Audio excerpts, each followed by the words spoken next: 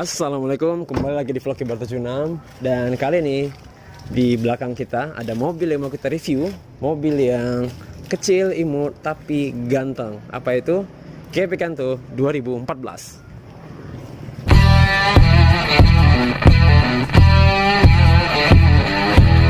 Mobil ini adalah mobil yang lahir di tahun 2005-2004 dan itu generasi pertama. Tapi ini adalah generasi keduanya dan sekarang udah ada generasi ketiga. Generasi kedua ini ada di tahun 2011 sampai 2017 kalau nggak salah ya. Dan ini disebut dengan New Picanto dan nanti yang generasi ketiga itu namanya All New Picanto. Mobil ini harganya sekarang itu di marketplace bisa kita lihat tuh sekitar di angka untuk 2014 ya itu sekitar 85 sampai 95 juta. Jadi range harga sekitar segitu. Dan ini adalah yang versi facelift, di mana yang versi pertamanya itu 2011 itu belum facelift. Dan perbedaannya itu ya nggak banyak, cuma ada pada bumper dan spion lipat di dalamnya ya, dan beberapa hal lah, tapi itu nggak terlalu signifikan perbedaannya. Sekarang kita membahas bagian eksterior, interior maupun impresi berkendara dari mobil ini. Gimana mobil ini sekarang kalau dibeli di tahun 2020? Masih oke atau enggak? Yuk kita lanjut. Kia itu kalau buat mobil itu bentuknya keren-keren. Dari depan mereka mengatakan namanya Tiger Nose dan ini untuk bumpernya ya, keren semua. Bentuk lampunya juga unik ya. Pokoknya dari bagian depan itu oke lah. Sekarang kita lihat ke bagian samping. Kalau dari bagian samping ya, dia itu spionnya udah pakai lampu sen di sini dan untuk velgnya, ini velgnya ring 14 tapi dia udah pakai two-tone ya. Dia udah pakai two-tone dan sebenarnya sih dari pertama kali dia udah pakai two-tone. Cuman yang ini dia makin ramping gitu dan dia makin sporty kayak mirip spider gitu, jaring laba-laba gitu ya. Jadi dari samping dia pun keren. Sekarang kita lihat bagian belakang. Nah, kalau bagian belakang ya, dia udah cukup lengkap, udah pakai defogger, udah pakai wiper ya, dan juga udah pakai sensor parkir. Dan di sini lampu mundurnya dan reflektornya tuh unik ya, dia nyatu di sini. Jadi dia nyatu ya nggak biasa aja, karena biasa lampu mundur itu kan diletak gabung dengan lampu utamanya ya. Tapi ini adalah versi yang biasa ya, karena dia punya versi platinum, dimana yang platinum itu lampu depannya itu udah proyektor ya, dan ini udah LED ya yang belakang, dan ada beberapa bagian yang lainnya yang beda dengan yang tipe ini. Sekarang kita lihat ke bagian mesinnya, yuk. Nah, mesinnya ini menggunakan 4 silinder 1250 cc kalau nggak salah, dan mesin ini diklaim cukup irit ya, dan kita bisa tahu. Tapi sayangnya mesin ini fitur di dalamnya ini nggak ada ABS maupun airbag, dia cuma ada power steering aja.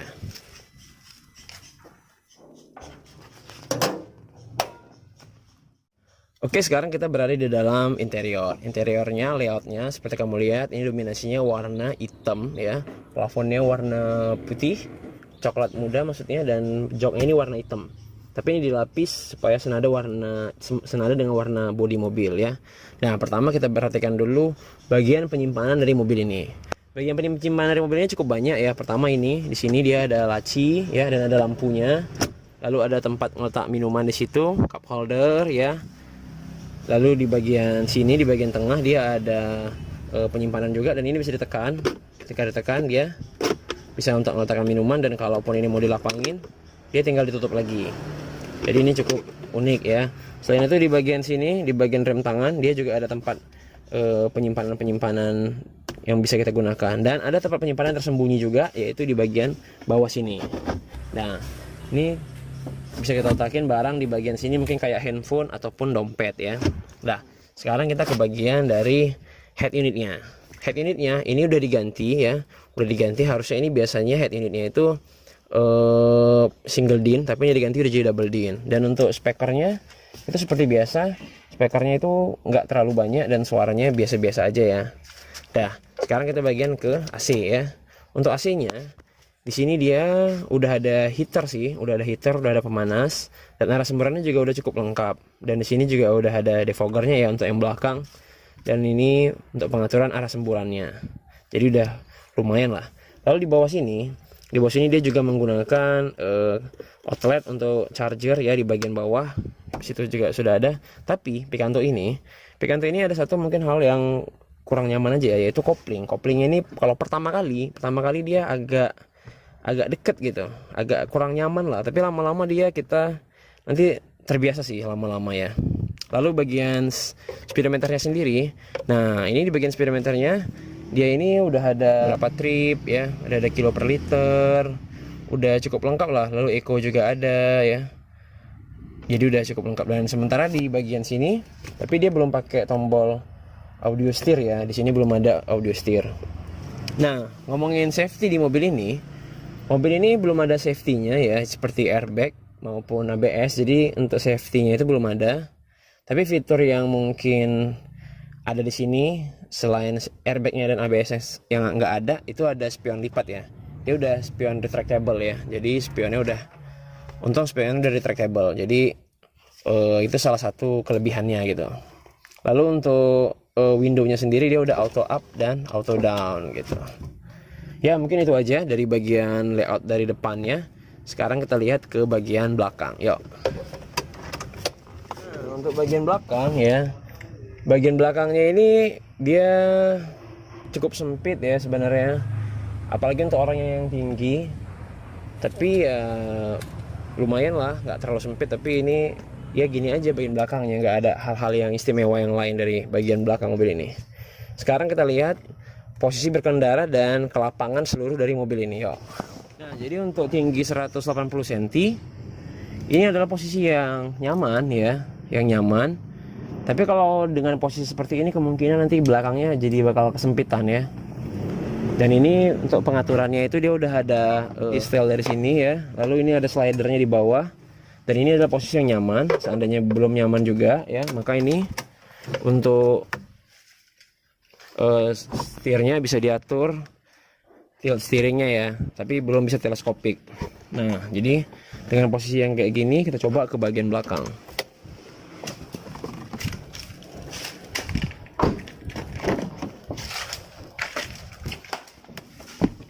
Nah, di bagian belakang kayak gini ya, masih masuk tapi pas-pasan ya. Jadi bagian luar mobil dengan dalamnya benar-benar sesuai, yaitu dia kelihatannya memang dia itu sempit gitu ya. Jadi bagian gini. Sekarang kita lihat bagasinya. Oh ya, untuk pengaturan joknya ya, beruntung joknya ini dia bisa dibuat 40-60 ya. Jadi kalau masukin barang dia bisa 40-60 gitu. Tapi hanya saja ini dia belum bisa rata lantai gitu. Jadi nggak bisa rata lantai. Oke, sekarang kita ke bagian belakang.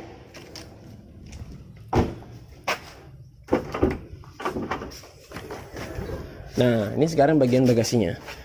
Untuk bagian bagasi pun nggak terlalu besar ya. Ini udah ada tray, udah pakai traynya ya. Ini bisa dicopot. Tapi ya cukup lah ya, mungkin untuk ngeletak galon air minum pun kayaknya ini bakal nyangkut. Tapi segini aja sih bagasinya. Untuk toolkit dan space saver ada di bawah sini ya. Ini velgnya nggak sama dengan aslinya. Jadi nggak terlalu lapang lah ya.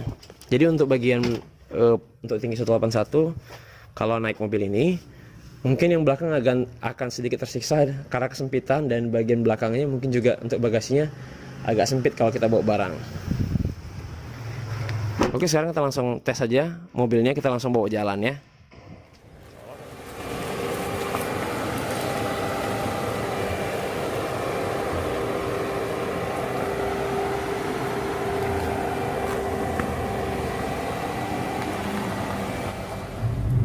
Ya, ini sekarang kita sedang berkendara di New Picanto ini. Untuk visibilitas kaca depan itu cukup luas ya, tapi dashboardnya ini kelihatan cukup besar gitu. Jadi buat untuk orang yang agak pendek, karena mobil ini nggak ada head adjusternya, ini agak mengganggu.